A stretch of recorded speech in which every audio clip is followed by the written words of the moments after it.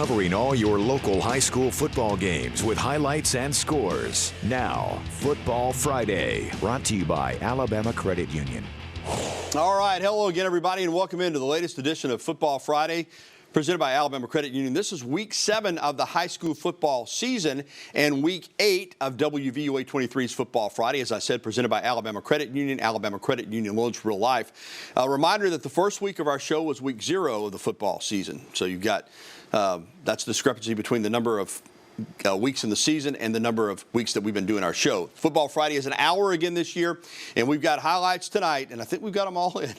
16 high school football games for you, plus our complete Football Friday high school scoreboard, our Football Friday Band of the Week, our premier service company Outside the Huddle feature, recruiting tales around the SEC, Conyers Corner, first off the field, and more. We're loaded again, and we begin with our Game of the Week. Now, the Football Friday Game of the Week. A showdown in Centerville tonight. Let's do this. Bibb County and Oak Grove for first place in the region, and Bibb County wastes no time. The Choctaws score a touchdown on their first play from scrimmage thanks to quarterback Jordan Leverett finding his receiver, Kevon Holman. He does the rest. That's the way you start the game. As Gene Stallings would say, that's the recommended way to start the game. 13-0 Bibb County now when running back Jay Harris punches it in from a yard out. 2-point conversion is good, and the Choctaws are rolling 21-0. Oak Grove looking for some offense and finding it right here. Noah Chapman hooks up with Evan Carlin down the sideline, down to the 5, and Ethan Jones will punch it across to make it 21-7. Oak Grove beginning to work out of their own end zone here when quarterback Noah Chapman throws the pick. Bibb County defensive end Xavier Ryan, that is what you call a pick 6 going the short route. Bibb County is some kind of quality football team. Remember, their only loss is to another really good team, Gorda. Let's check out the final. All Bibb County tonight down in Centerville, 40-14. They are the toast of the town tonight, and a really strong football team. What a big win. They're looking good for a region championship. Class 7A Region 3 showdown. Hillcrest hosting Thompson, 2 really good head coaches, Jamie Mitchell and Mark Freeman, talking it over before the game. Here comes Thompson. Trent Seaborn overthrows his receiver, and Hillcrest Jamarian Bennett is there for the big pick. You're going to have to turn Thompson over some if you're going to hope to upset them, and that is a big play right there. Still scoreless in the first quarter. This time Seaborn finds the guy with the white jersey, and that's a problem for Hillcrest because R.J. Evans catches it in stride. 7-0 Warriors on top of the Patriots. Still in the first quarter, and Seaborn again, play action. Post route is there for Darian Mosley. 14-0. Warriors are on top. Second quarter, Thompson beginning to build their lead. Michael Dujon, 1-yard touchdown run. It's 21-0. Hillcrest in the second quarter would scratch here. Bryson Kimbrough sneaks it in. That made it 21-7. But Thompson tonight still proving that Class 7A Region 3 is going to run through the Warriors. They beat Hillcrest tonight on the road, 45-20. So they are still the team to beat, like I said, in 7A Region 3. Sticking with 7A Region 3, Tuscaloosa County High hosting another team hoping to win a region championship, the Hoover Bucks. First play from scrimmage for Tuscaloosa County, and they strike against that Bucks defense. Kamori Jackson, see you later. 74 yards, the Wildcats looking to stun the Hoover Bucks. It was 6-0 though as they missed the PAT, and here comes Hoover. Demarion Gardner with the deep throw from Mac Beeson. He grabs it, takes it in 66 yards. Hoover made their extra point at 7-6. Bugs back on offense, and Ja'Cory Hayes is going to cough it up. Just like Hillcrest looking to upset Thompson, you got to turn these teams over. The Wildcats get on top of it. Hoover turned it over 4 times in the first half, but the Wildcats did not take advantage nearly enough. And at the end of the first quarter, Beeson finds Reggie Jackson in the end zone for 6. And now the Bucks at the end of the half, Beeson throws his 3rd touchdown to Christopher Warren this time, and Hoover began to pull away, and they go on to rout County High tonight up in Northport, 56-6. County High got that early lead and had some chances. Got the turnovers, did not capitalize, and they wind up on the short end of a 56-6 final score. 5A Region 3, Northside having a great year. at home tonight against Jemison, and the Rams were in no mood to play around. Jackson Rhodes bobbles the snap, but then finds Austin Neitlinger, and Neitlinger does the rest. Pink socks for breast cancer awareness. Love that. 7-0 Rams on top. Next possession for Northside. Parker Halsey is going to cap it off with a 25-yard field goal to make it 10-0 Rams. In the second quarter, Bennett Green punches it across. It's now 17-zip. And a bad snap here on a punt attempt leads to a safety. The Rams are right on top of it. 26-0 now, and they are not done. Still in the first half. Rhodes, plenty of time. Evan Taylor is out to practice early. 48-yard touchdown, 33-0 at the break. And Northside just cruises tonight to a big region win, 47-12 over Jemison. Class 4A Region 4, Pleasant Grove at Holt out at Woody Clement Stadium this evening. The Holt Ironmen, they're having one of their better seasons. They got 3 wins here coming in, but they knew this one was going to be tough against a talented Pleasant Grove Spartans team. Caleb Freeman hands it off to Colin Moore, and he races into the end zone from 28 yards out. And Pleasant Grove would lead throughout, but the Holt Ironmen just couldn't get it going offensively. 3 and out, and that leads to Freeman launching it deep down to Jaden Walton. He's into the end zone. Holt trying to get something going, but this pass is intercepted by Caleb Hall-Gaucher, and then it's Colin Moore with another carry and another touchdown. No resistance once he broke through the line of scrimmage. 71 yards. This one was all Pleasant Grove tonight over at Woody Clement Stadium. 50-6, Holt falls at home. Well, we have so much more to come here on Football Friday, including our Abby Award-winning Outside the Huddle feature. But first, more high school action from Friday night, including Tuscaloosa City rivals Paul Bryant and Northridge getting together. We'll have that game in Class 6A Region 4 when we return to Football Friday on WVUA 23. They were hitting out there tonight.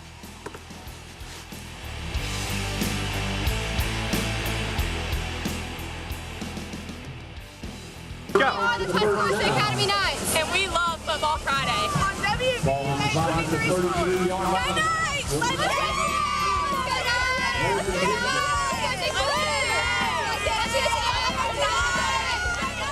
The Tuscaloosa Academy cheerleaders welcome us back into Football Friday on WVUA 23. I'm Gary Harris. There are 3 high schools in Tuscaloosa in the public school city system in Class 6A Region 4, all 3 of them.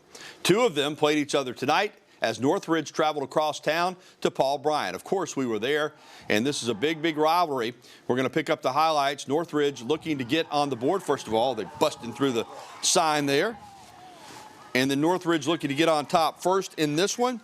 And on 4th and goal, Magnus Grimel scores a 2-yard rushing TD. But watch this. Some big hits out there tonight. Helmets coming off, everything. Amani Knox forcing a 4th down for Northridge. Paul Bryant, though, gets it back, and here goes Brandon Johnson with a 15-yard run for a 1st down. Trying a field goal is Bryant, and it is blocked. Jacob Hall gets it and recovers by Amani Knox, and Northridge in business. Jacob Hall finds a gap and powers into the end zone. That made it 14-0. And then Rowdy Christensen, the Northridge quarterback, goes over the top of the defense to Mason Elam. It's 21-0. It was 21-6 at halftime. And as we check out the final tonight, Bryant fights back and makes it a really competitive game, but Northridge picks up bragging rights and a big region victory in 6A Region 4, 28-14, the final. More 6A Region 4 as Central traveled a little bit west to Brookwood. Brookwood players playing with heavy hearts this game after the passing of Deputy Tim Johnson on Sunday. They honored him before the game as they walked out of the tunnel. Very, very nice moment. Sophomore James Freeman for Central here, opening up the scoring with a 50-yard run. Falcons go on top. But Brookwood finding the end zone. And we're tied at 7. Could the Panthers pull an upset tonight? But on the ensuing kickoff, this is not what you were looking for. They kind of squib it, and Braylon Smith just grabs it. Says, if you're going to give it to me, I'm going to run it in for a touchdown. That was a big moment for Central. and the Falcons never look back. Here's Brookwood on defense, just not able to get Trayvon Hall on the ground. That made it 21-7. And as we check out the final tonight, it is Central all over the Panthers, 49-13, the final score. All right, Tuscaloosa Academy is 6-0, entering tonight's region game in 2A Region 5 against 2-4 Lamar County. It's senior night for the Knights, and this is a state championship contending team right here. For one reason, they have Preston Lancaster, quarterback. He fights Ellis Hammer. They've been hooking up all season long. It's 7-0. Lamar County, though, responds.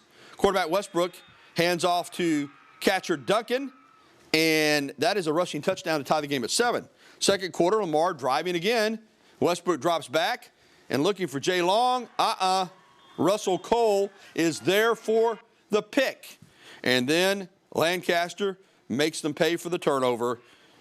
Keno Rego, what a grab, and then throws off the would-be tackler. 76 yards later, it's 14-7 TA.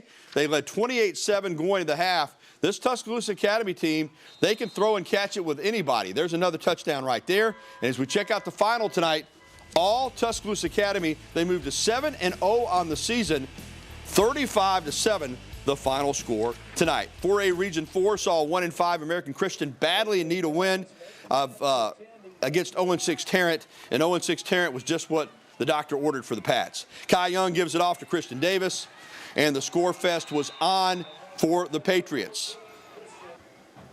Tarrant now on offense, and Lee Huffman's pass is picked off by Cooper Dempsey.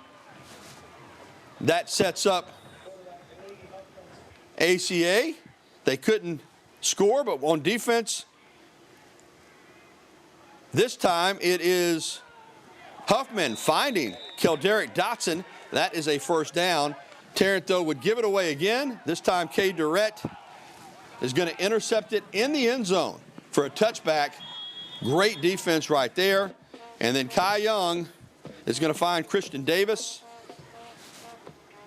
for a first down. They would wind up scoring on this drive, and they would score plenty tonight. Let's check out the final. ACA gets a badly needed win, their second of the season, 64-16 over Tarrant. Pickens County at South Lamar in 1A Region 5. South Lamar's Landon Dean is going to start off here on offense. He's going to pick up 10 yards for a first down. Pickens County having an off season, but you never count them out anytime they play a region game. Landon Dean then will pick up another first down. And this is going to be a touchdown this time. 25-yard touchdown. Actually, that was Caleb Vale for a 10-yard run. Pickens County, though, coming back. Calvin Henry, 15 yards around the left side. He's also got on the pink high stockings for breast cancer awareness. And then MJ Billups is stuffed. And South Lamar's defense, opportunistic. Ball's on the ground, and they get on top of it. But it's Pickens County tonight getting the road win, a big one for the Tornadoes, 28-12, the final score. Still to come, our complete Football Friday scoreboard. But up first, more high school highlights. The Hewitt-Trussville Huskies welcome the Prattville Lions to town this evening for a Class 7A Region 3 contest. A big game. We'll have it for you next here on WVUA 23's Football Friday.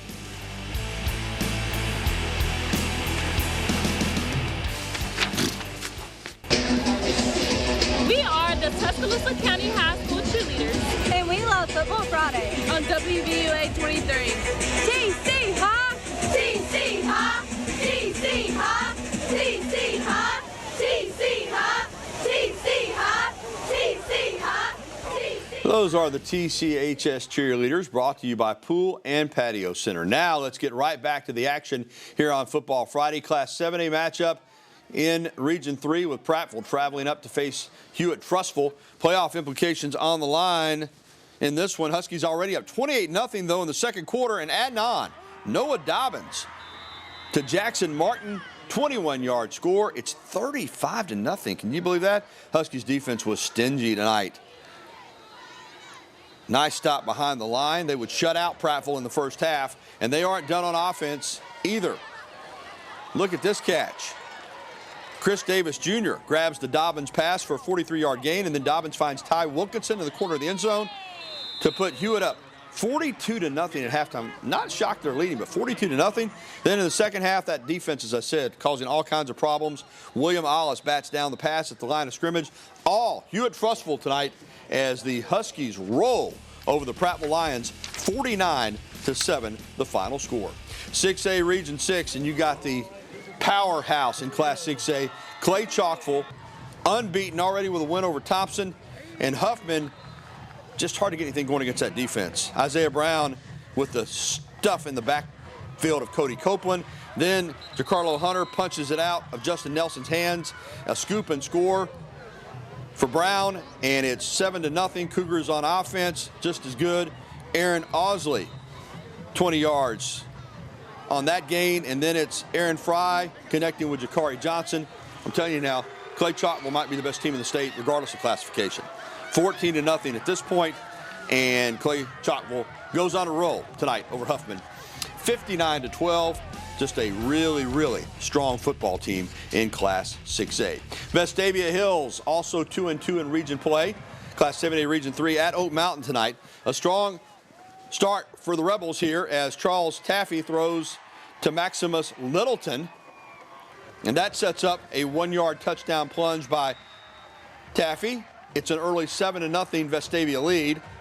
The Rebs' lone score is all that happened in that first quarter. Second quarter, and Vestavia looking for more.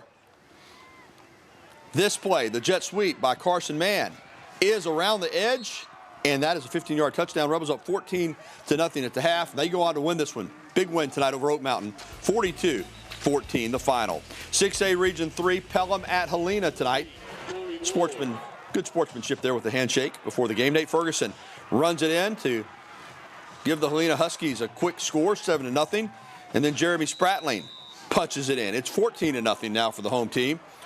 And they were not showing any signs of letting up. 10-yard pass from Ferguson to Nathan Jones. It's a 3-score lead for Helena. And then Ferguson with a second rushing TD of the night. The Huskies are rolling. 5 seconds to go before halftime. And Ferguson connects with Gavin Franks for the Huskies' 5th touchdown of the half. And they roll tonight over the Pelham Panthers. 42-2. Pelham's only score came on a safety. Another big matchup on Thursday night between two 6-0 teams in Class 6A with Spain Park hosting Chelsea. Region 3 championship on the line in this one. Opening kickoff. This is the recommended way to start it off. Jags' Corey Barber makes a couple of guys miss, and he's going to bring it back 60 yards to put the Jaguars in good position, and they cap it off. Clemson commit Brock Bradley to C.J. Calley for the touchdown. Spain Park up 7-0. First drive for the Hornets, though, they're looking to move too. Hayden Bauman. They're not 7-0 for nothing, or 6-0 for nothing coming in. Caleb Durbin up the middle for 20 yards, and that would lead to a field goal. But in the second quarter, it's Bradley with the quarterback draw. 35-yard gain to put the Jags down inside Chelsea's 10-yard line. And then Dakari Shanks is going to finish it off, making a couple of guys miss and dragging some guys into the end zone. 14-3 at the half, and Spain Park remains unbeaten. They go on to win it last night, 31-3. More Thursday night action. Mountain Brook hosting Pinson Valley. This is 6A Region 6. Both teams came in 1-2 in region play and needing a win. Great start for Pinson Valley. We've seen this a lot. I'm glad the kickoffs are still in the game, normal kickoffs, instead of what they're doing in the NFL. TJ Calhoun has got reservations for 6. That's a 95-yard kickoff return to start the game. 6-0, Pinson Valley on top. But here comes Mountain Brook. Not deterred. Walker Hoffbauer hits Sam Smith. Sam Smith turns on the Jets, and he's into the end zone. PAT was good. Spartans led it 7-6.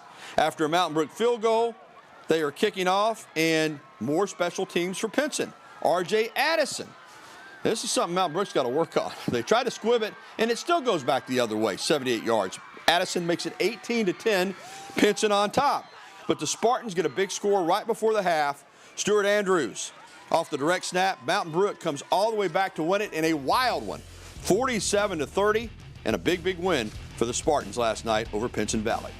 Well, that's going to do it for high school highlights on this edition of Football Friday. But still to come, more analysis of our game of the week with Joe Gaither. But first, all of the other high school scores from around our area. The complete Football Friday scoreboard is up next, so you stay with us.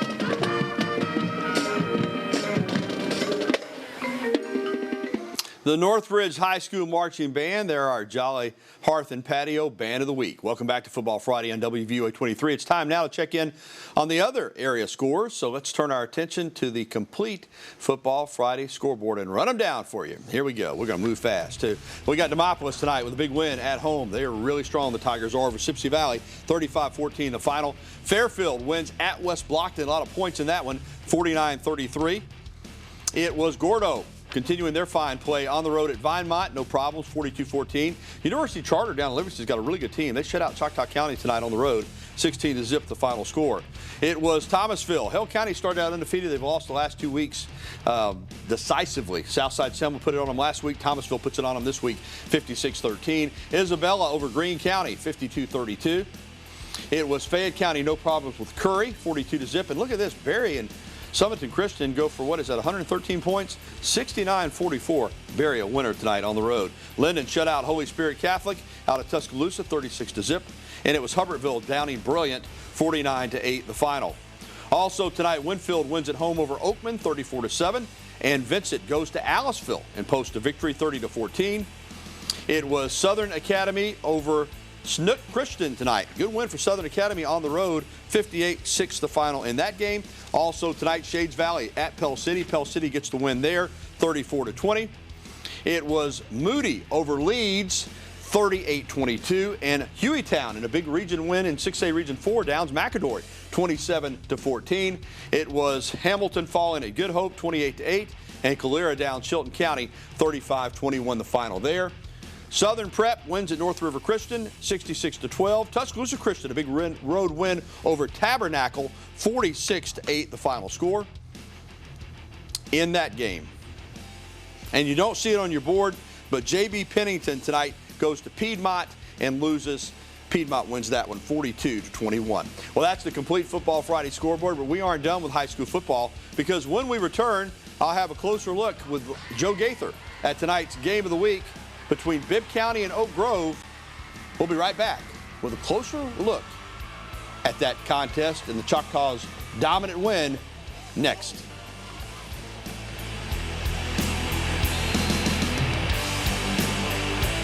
We are the North River cheerleaders, and you're watching Football Friday on WVUA 23. Yeah!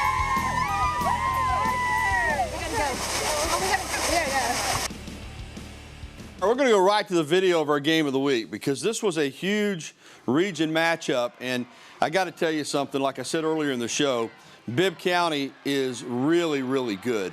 They've got that loss to Gordo, an overtime game earlier this season. Of course, Gordo's strong as well. And they took care of a really fine Oak Grove team tonight by the score of 40-14. So this isn't anything negative, as Joe Gaither joins me to discuss this about Oak Grove. They're a good football team. But, Joe, Bibb County is the real deal. Absolutely. Bibb County has been tearing it up this year, and now that they have moved to tied for first in the region, they're going to have a chance to make it a really special season. Yeah, we'll continue to watch the video behind us here. You know, we knew early on when Bibb County played Gordo that we were looking at two teams in their classifications that are state championship contenders. Absolutely. And that's kind of played out this year. Absolutely. I think that really in West Alabama, those two are really your premier chances for state championship teams. Maybe TA as well. Yeah, TA, of course. All right, for Bibb County, when you look at their team, I guess balance is the word that comes to mind. You've seen them several times. I've been watching them. They're good in all three phases. Solid on defense, good in the kicking game, and explosive on offense. That's the combination that you're looking for. It's a sign of a well-coached team. They're really physical up front, and they're really getting after teams in all three phases. All right, so Bibb County gets it done tonight. They win it 40-14. I want to ask you about another game tonight that we saw, and that was TA remaining unbeaten. And in Class 2A, they're a team that looks like they might challenge for a state championship. Well, I really like what they have on offense. And when you have leadership from Preston Lancaster in his ability to throw the football down the field, testing defenses that's tough to deal with at the high school level, I think that they have a great shot. And also, you're hustling in tonight. I'm going to go ahead and ask you about it. You can roast me. It's okay. No, it's okay. You were at basketball tonight for the banner, Final Four banner reveal, scrimmage, slam dunk contest, 3-point shootout. What was it like over there at Coleman Coliseum? It was a pretty good little crowd, almost about 5,000 people in there, and it was a really, really energetic crowd. The 3-point contest, Mark Sears took the cake. Darian Reed dunked over Big Al. That was a big. But LeBaron Philon, Gary, LeBaron Philon, he's going to be a really special player for Alabama. This team looks really, really loaded. There was a lot of fun tonight. Yeah, unveiled that banner for the first time in history and looking to get another one this year. Absolutely. And may be able to do it. Hey, Joe, appreciate you hustling to get over here tonight. I'm so sorry, Gary. That's okay. You made it. All right, when we return, we'll have our award-winning Outside the Huddle feature. That's coming up when Football Friday continues.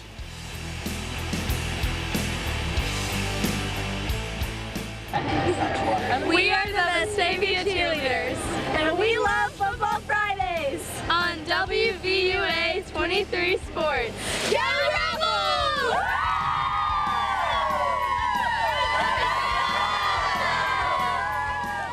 And welcome back to WVUA 23's Football Friday, presented by Alabama Credit Union. I'm Gary Harris. Well, in tonight's Outside the Huddle, presented by Premier Service Company, we're going to have an encore presentation of a Outside the Huddle that we brought you last year because it's a really neat story. Stu McCann on the story of how in the sports-crazed town of Gordo, it's all about the G.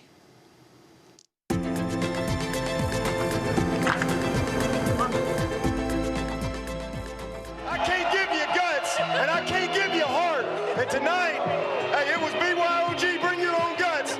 Before phrases like BYOG, bring your own guts, and it just means more became mainstream, Gordo High School developed its brand slogan, it's all about the G. I guess it was branding before branding got to be popular. It was one of Jamie Chapman's first acts as the new principal and arguably the most important. At the beginning of the 2006 school year, Gordo High School added 130 new students from Carrollton Unit School and a new principal who stepped away from athletics and into administration. But on day one, he delivered the message like a coach. I had a little bullhorn, and first day of school, I said, we're gonna have an assembly.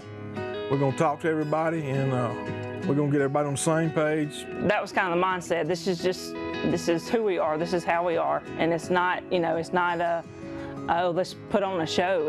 It was none of that. It was like, now we just have it on the wall. We've always said it. We've always lived it. But now it's, hey, it's right there in front of you. It's all about the G. We say it in baseball. We say it in the classroom, off the field, when we're hanging out with our teammates or friends or whatever you want to call it. Just as fitting as the phrase itself is where it came from. In Gordo, the elementary school and high school are the epicenter of the community, whether you've got school-age kids or not. The saying is, if you want to rob something in Gordo, Friday night is the night to do it because all the police officers and everybody, they're at the game. People have a vested interest in this community, in our programs, and again, football on Friday night in Alabama, it is what it is all over the state, and but we think it's just carries on a different flavor here. The Chapman family embodies that outlook. Since 1995, you can count on one finger the number of years that a member of this household was not either a player or coach at Gordo High School. It started early. Every one of them was raised on the football field. Haley was a water girl. Coy, by the age of 2, was at the football practices, carrying water. Bo grew up doing the same thing. But he made sure that, after school, the kids went with him. And they stayed with him until he came home after practice. We were all told, don't get into coaching, don't get into education. And for a time, I think we all were like, okay, we're not going to do that. But then it just came back to the roots of it. Do as I say, not as I do did not land with the Chapman children. Bo, Haley, and Coy played, and after college, returned to Gordo High School as coaches and mentors. They bleed green and gold, but this fall the family will not be all together on Friday night. Bo joined Thompson High School as a teacher and assistant coach. This place has prepared me for what is to come, and if it don't work out, Gordo's always going to be home. Gordo isn't all they know, but they know what they like.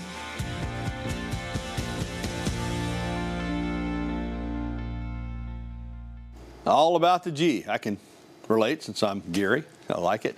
Coming up, another installment of Conyers Corner, and Alex Booth will take us behind enemy lines. That's straight ahead on WVUA 23's Football Friday.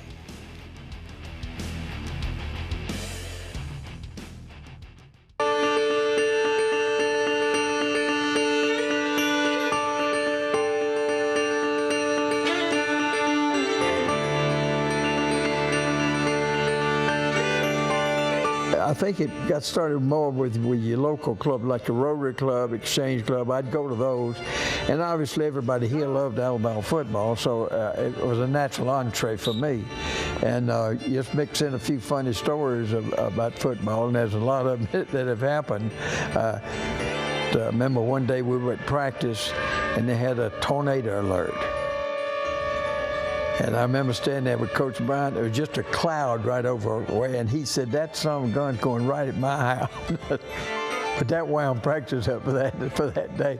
That tornado wouldn't dare hit his house. So we used to always ask the coach before a game. We go up and say, "Coach, you gonna try anything new tonight?" He said, "We might move the damn ball forward."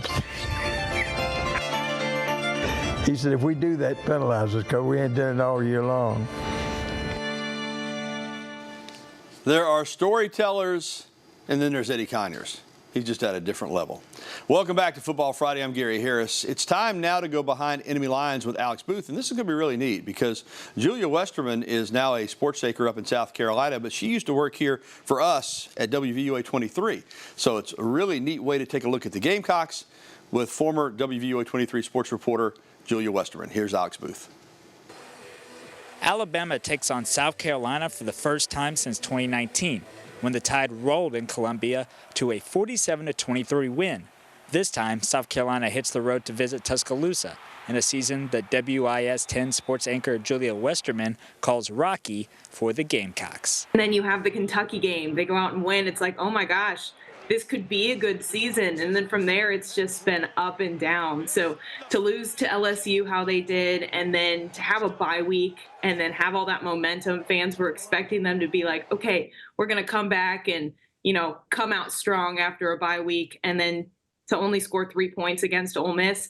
I sensed a lot of frustration. South Carolina quarterback Lenore Sellers returned from injury on Saturday against Ole Miss. But the South Carolina offense failed to find the end zone in a 27-3 home loss to the Rebels. He came back in there. They had a plan to kind of use him and Robbie Ashford a little bit in there. Obviously, Robbie gave up that fumble, and Shane Beamer said they kind of game planned to have him in there, but then after that, they kind of just dialed it back and went fully with Lenoris. He'd been suffering those ankle issues, and he's really primarily about the run game. He's really good at scrambling. He's really good at getting out of those tough situations when the offensive line doesn't give him as much time as he needs. For Alabama, they are coming off their first loss to Vanderbilt since 1984. The Crimson Tide are looking to get back on the right track with a win at home and are catching a South Carolina team that is struggling to find an identity. I think South Carolina is in a really, really tough position because, you last week you go in and face Ole Miss coming off a loss that they didn't think they were going to have. You now have to go in to Tuscaloosa and face an Alabama team off a loss that they did not think they would have this season. Thanks, Alex. Now it's time for Tide TV's Christopher England for his first off the field segment with Crimson Tide defensive tackle Tim Smith. I'm Christopher England with Tide TV here inside the Hank Chris indoor practice facility, and I'm joined by defensive lineman Tim Smith, fresh off the practice field. Tim, how's it going out there today at practice? Good. A lot more energy. Definitely needed that, but practice was good today. You know what I'm saying? Everybody came out, matched each other's intensity, energy, made sure we got all our corrections done, and went about the day as we should. I know you didn't get the outcome you wanted in that last game, a very tough Vanderbilt team. Just kind of talk about that game. Like, what do you feel like the difference was? You stopped them on first and second a lot of times, but it's that third down, fourth down. It was kind of tough. Yeah, absolutely. They had a pretty good team, pretty good quarterback as well. Very, you know what I'm saying, able to move around the pocket, complete some plays that shouldn't have been completed. But that's us. One thing I've learned being here 4 years, man. it's all about execution. You know what I'm saying? It's not to take any credit from anybody else or any other team, but a lot of their plays came from mis-execution on our end. You know what I'm saying? We didn't communicate, tell this guy to stay here or that. So like I said, today we went out and got everything corrected and made sure we handle business. What has the vibe been like at practice so far this week? Intense. Everybody making sure we understand exactly what we got to do in every situation, scenario, no matter what down it is, what distance we are on the field, just making sure we understand exactly what we got to do in everything. You turned the page this week, South Carolina coming in, a very tough South Carolina team. They've already beaten Kentucky, played LSU really close. Just kind of talk about the Gamecocks and their offense and just kind of preparing for them. They have a pretty good offense and a back as well. You know what I'm saying? I played with one of their backs, Raheem Sanders, back at the crib, but you know what I'm saying, it'd be fun to be able to go against him, you know what I'm saying, shut him out a little bit, make him bounce it out east and west so he can't run through my A-gap. But it's been pretty good, man. We just got our installs and everything yesterday, making sure we're covered and making sure we understand everything and who we are playing as far as like personnel-wise. But this week has been good with preparation. I mean, even though it just started, but everything's been good. I appreciate it, Tim. Good luck this weekend and Roll Tide. That kickoff tomorrow, Alabama and South Carolina at Saban Field at Bryant Denny Stadium a little after 11 a.m. on ABC. Well, still to come, Andrew Bone's recruiting tales, the interesting story of Trent Richardson, and around the SEC, as well as WVUA 23's Molly Starr will have our game day forecast. That's all straight ahead when we return.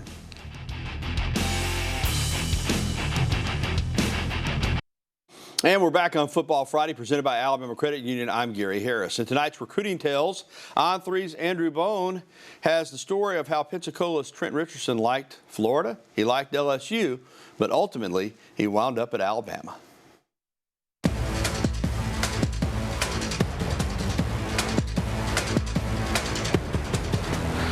Trent had a remarkable recruitment because he was one of the top overall running backs in the entire country. I had a chance to go watch him play during his senior season. First thing that came up to me and said was, when are you guys going to make me a 5-star recruit? I told him, I said, have a great game tonight. We'll see how you perform. And I've got my video camera, so we'll see how that goes. He rushed for over 420 yards that day, had 5 touchdowns, and came up to me afterwards, said, am I a 5-star now? And I said, yeah, pretty good chance. Fast forward to his signing day event. Alabama wasn't really sure what he was going to do. He had kind of told everybody that he was solid with his commitment, but had set a press conference. LSU was pushing hard. Florida was pushing hard. I talked to Trent several times about the whole process, and he liked Florida a lot. He liked Urban Meyer a lot. When he had a phone conversation with Urban Meyer a few days prior to the announcement, he said, if I would have talked to him again, it would have been hard to tell him no. He said he drove to the announcement that afternoon. I picked up the phone. He goes, I wasn't going to do it, but I called Urban Meyer one last time. I just wanted to hear what he had to say one more time. Urban Meyer didn't answer. He said, that was a sign to me.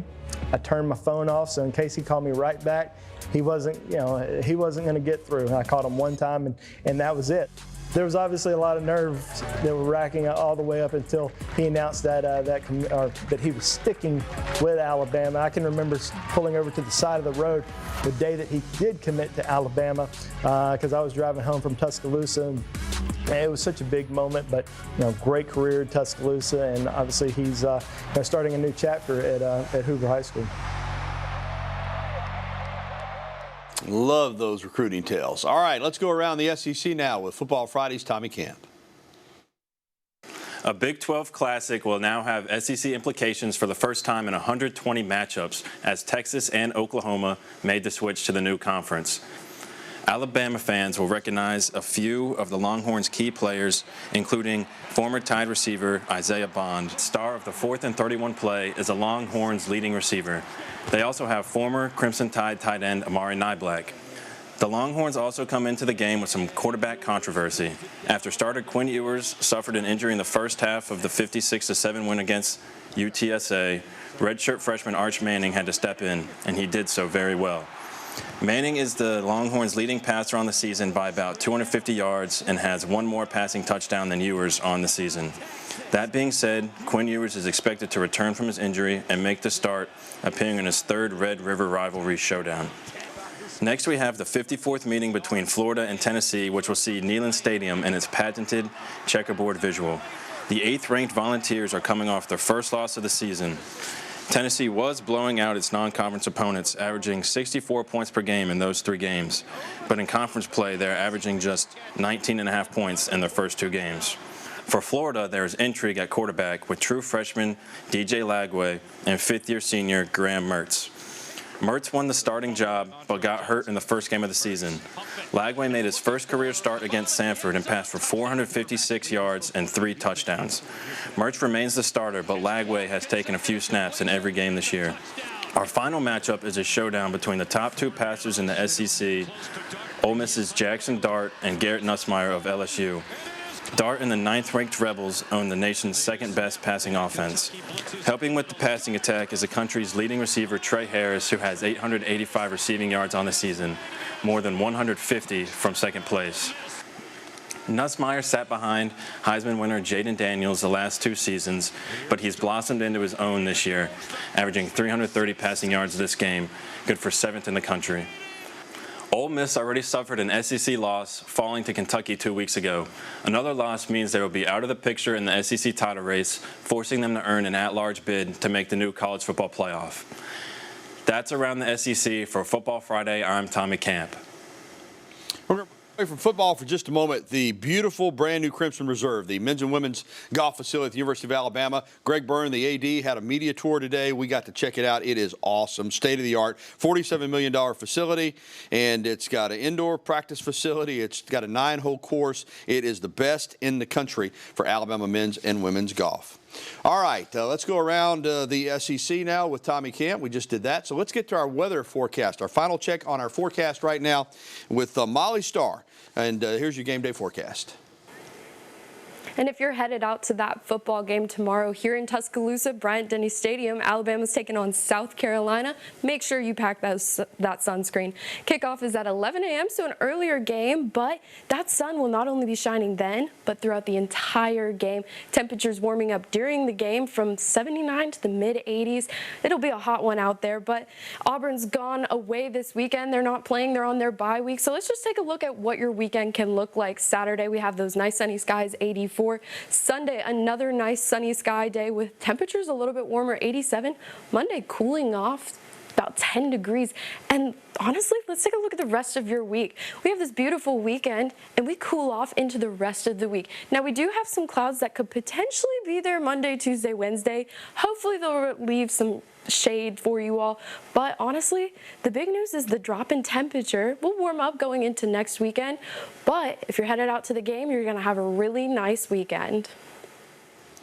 Thank you, Molly. Going to be a beautiful weekend. All right, that's going to wrap it up for Football Friday. Thanks to our sponsors. A reminder that this show is going to be available at WVUA23.com, on our app, and on all our social media platforms. Tomorrow night, I am going to be in for the 10 o'clock sports with a recap of Alabama, South Carolina, all the highlights, and the post-game reaction and analysis. That's tomorrow night at 10. All right, we're going to leave you with a look at all the folks that make this show possible. Football Friday on WVUA 23. We'll be back again next Friday night at 10:30. I want everybody to enjoy their weekend. Again, watch me tomorrow night at 10. Also, we'll have our news on Sunday night at 10 as well. For everybody here at WVUA 23 and Football Friday, I'm Gary Harris. Have a great weekend.